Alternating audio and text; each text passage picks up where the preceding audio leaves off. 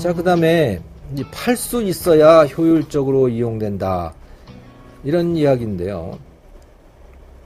여기서 그래서 제가 이제 여전제, 다산 정약용 선생의 여전제를 가지고 이야기를 했습니다. 사실, 뭡니까, 이제 아까 로크라든가 아담 스미스라든가 뭐 그런 경제학의 위대한 경제학자들도 토지 국유제를 좋아한다고 했었잖아요. 그걸 지지한다고 그랬었잖아요. 근데 뭐 당연히 경제학이 별로 발달하지 않았던 뭐 우리 조상님들은 뭐 오죽했겠습니까? 중국 사람들도 마찬가지, 중국의 학자들도 마찬가지고 다 그렇습니다만은 토지는 기본적으로 왕의 것이라고 다들 생각을 했습니다. 왕토 사상인 거죠. 하늘 아래에 있는 모든 사람은 임금의 신하고 하늘 아래 모든 땅은 다 임금의 땅인 겁니다. 그게 왕토 사상인데, 자, 그런데 백성들도 먹고 살아야 하니 백성들한테 이제 좀 부쳐먹을 그 땅들을 나눠주자 좀. 그렇다고 해야 백성 소유는 아닌 거죠. 그래서 여러 가지 이야기, 이제 그 방식들이 나오는 겁니다. 그래서 공자님이 제안했던 게 정전제라고 하는 거 아니겠어요? 이렇게 우물정자 이렇게 해가지고, 그래서 9명이죠, 그렇게 되면. 아무튼 그 9개 이렇게 나누고 난 다음에 가운데에 있는, 우물정자의 가운데에 있는 그 네모진 땅에서 나오는 거는, 그거는 국가에다가 주는, 그러니까 소출을, 뭐 그런 방식도 제안을 하고, 아무튼 기본적으로 이게, 하지만 그 모든 토지의 소유권은 다 국가가 갖고 있는 그런 거죠. 나머지는 이제 그 사용권만 가지는 이제 그런 방식을 생각을 하고 있었는데, 근데 우리 역사 속에서 가장 위대한 경제학자 중의 한 분이었다고 일컬어지는 다산 정약용 선생도 뭐 그런 비슷한 거였죠.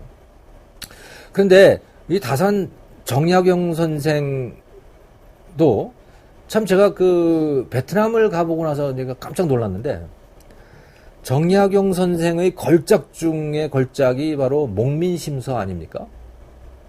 제가 깜짝 놀랐던 것은 호치민 기념관에 갔어요. 호치민이라고 하는 사람이 베트남 공산주의 뭐 최고 그거 아닙니까? 아무튼 호치민은 그 베트남이 통일되는 것을 못 보고 죽었죠. 뭐 그 통일 직전에 이제 세상을 떠났는데, 아무튼 철저한 공산주의자였어요. 그런데 이 사람이 워낙 청렴하고 결백하고, 아무튼 아무튼 깨끗한 공산주의자였기 때문에 모든 사람들의 추앙을 받았던 것이죠. 아무튼 호치민, 그러니까 신변이 깨끗했다라고 하는 점에서는 굉장히 존경할 만한 분인데, 이분이 그래서 남기고 간 게 그 기념관에 가보면 세 가지가 있어요. 안경과, 그 사람이 쓰는 안경과 지팡이와, 그리고 또 책이 한 권이 있습니다. 호치민이 늘 곁에 두고 보던, 교과서처럼 보던 책. 그게 바로 다산 정약용 선생의 목민심서입니다. 이게. 네. 철저한 공산주의자가 자기의 교본으로 삼았던 게 목민심서다. 라는 거예요. 왜? 정말 훌륭한 공산주의자는 바로 다산 정약용 선생이 이야기했던 그 목민관처럼 살아야 된다라고 하는 거. 그러면 호치민은 무슨 베트남, 목민심서는 그럼 베트남어로 번역이 된 걸까요? 아닙니다. 호치민은 중국 사람이거든요. 한자를 읽을 줄 알았던 거죠. 한문을. 그리고 목민심서도 그냥 한문으로 쓰였으니까 당연히 한문을 읽은 사람 누구나 다 읽을 수 있는 그런 책인 거죠. 예.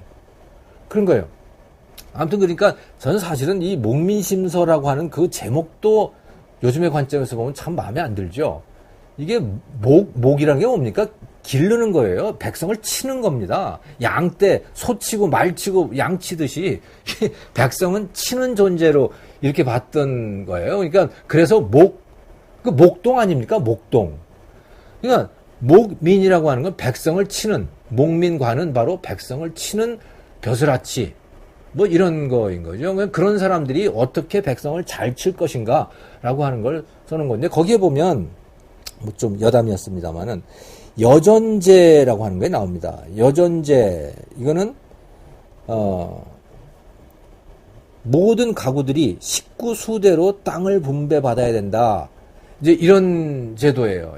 이건 이제 정약용 선생께서 이제 제안을 하는 거죠. 여전제라고 하는 거. 어떤 사람은 정전제를 주장하고 이분은 이제 여전제를 주장을 하시는 거예요. 그래서 식구 수대로 했다. 제가 여기서 얘기하는 거. 그럼 좋다. 그러니까 여기서는 이제 일단 그렇게 해놓고 그 다음에 거래에 대해서는 거의 이야기를 안 하고 있는 겁니다. 기본적으로 땅을 사고 팔고 하는 거를 다 좋아하지는 않았어요. 예. 그걸 나쁜 걸로 봤던 거죠. 그렇게 되면 결국은 토지의 뭐라 그러나 누구한테 뭐 편중이 되고 뭐 이런 상태가 다 생길 거 아닙니까? 예, 그러니까 이제 사고 팔고 하는 걸 안 좋아했는데, 자, 그런데 사고 팔지 않으면 어떤 결과가 올 것인가라고 하는 것을 제가 여기서 이제 그 여전제를 가지고 이제 예를 하나 든 거예요. 그래서 김서방과 이서방 두 사람이 있습니다. 근데 두 사람 다 4인 가족이었어요. 그래가지고 각각 1000평씩을 이제 1인당 250평씩 해가지고 1000평씩을 이제 국가로부터 분배를 받았습니다. 근데 한 집은 아들만 있고 한 집은 딸만 있어요. 이서방네는 아들만 있고 김서방네는 이제 딸만 있는 거죠. 근데 그렇게 이제 잘 살다가 이서방네 딸들이 김서방네 아들한테로 시집을 갔다. 이렇게 생각을 해봅시다. 그러면 그 며느리 둘을 받아들인 김서방네는 어떻습니까? 식구가 6명이 되는데 땅은 1000평이고요. 딸을 출가시킨 이서방네는 식구가 둘이 돼버렸는데 여전히 땅은 1000평인 겁니다. 자, 이 상태대로 계속 간다면 어떻게 되겠습니까? 이것만큼 비효율적인 토지 이용이 있겠어요? 그러니까 궁극적으로 보면 이 땅이 1인당 250평이 되는 게 그러니까 이 세팅에서는 효율적인 상태 아니겠습니까? 예. 그러니까 이렇게 어떻게 해야 되느냐? 그럼 이건 거래를 허용을 하게 되면 자연스럽게 그렇게 되더라라는 거죠. 거래를 허용을 하게 되면 그렇게 자연스럽게 되더라라는 건데 거래를 허용하지 않으면 어떻게 되느냐? 그냥 그런 비효율적인 상태가 계속 되는 거죠. 자, 그러면 그러면 다시 나눠주면 될 거 아니야? 그러면 식구가 많아진 데다가 근데 그게 그렇게 다시 나눠지겠습니까? 안 나눠집니다. 지금 북한에서도 말이죠. 북한에서도 그렇게 한 거예요. 처음에 아파트를 나눠줄 때 식구가 4명인 사람은 몇 평짜리 하고 뭐 식구가 2명인 사람은 몇 평짜리 하고 뭐 이렇게 아파트들을 나눠줬어요. 근데 하다 보면 이제 누구는 시집가고 이제 실제로 이런 상황들이 발생을 할 거 아닙니까?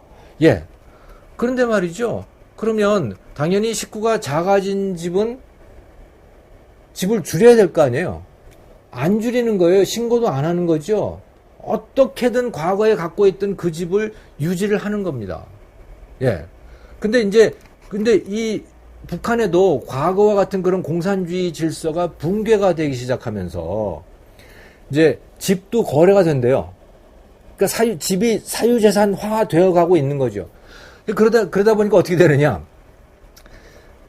자식들을 다 출가 보낸 그런 집들은 이제 부모만 있을 거 아닙니까? 그러니까 당연히 암시장에서 집을 거래를 하는 거예요. 그래가지고 명의는 자기 명의로 계속 두지만 식구가 많은 집하고 집을 교환해서 사는 거죠. 예.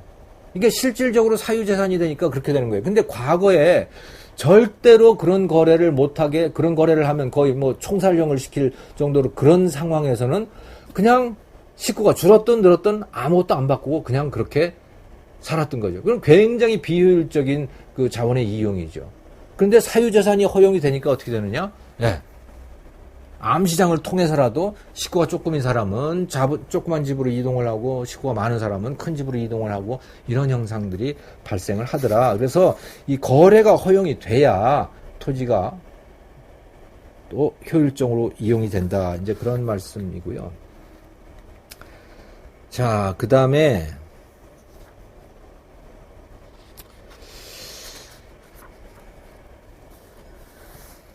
서울 시내만 하더라도 뭐 필지 숫자가 얼마나 될까요?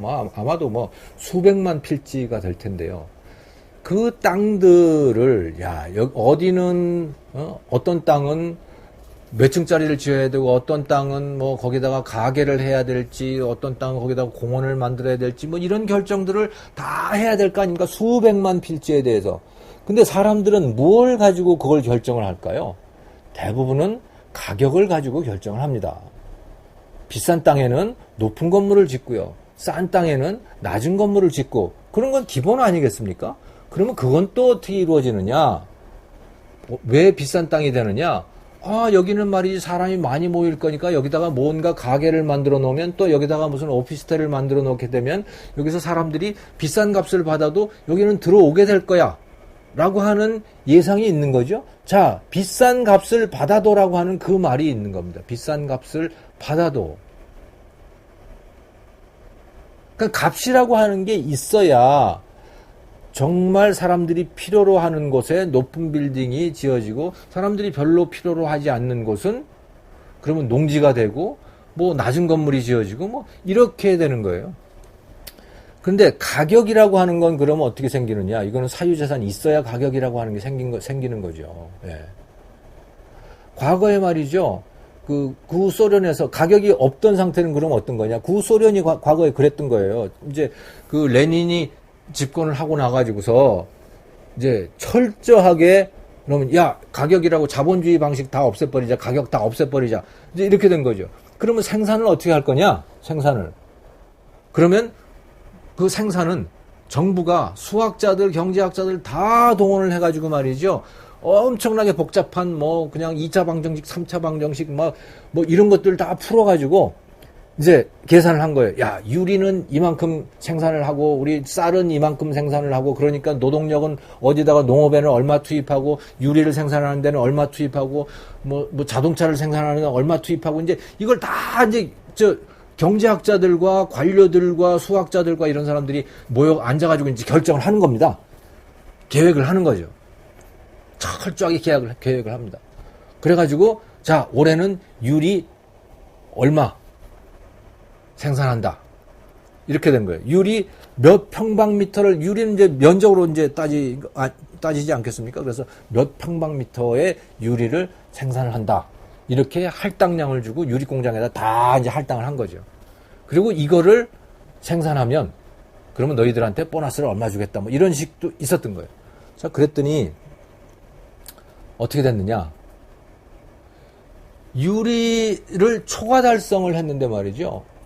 그 유리가 너무너무 얇은 거예요. 그래가지고 웬만큼 바람만 불어도 유리가 깨져버리는 겁니다.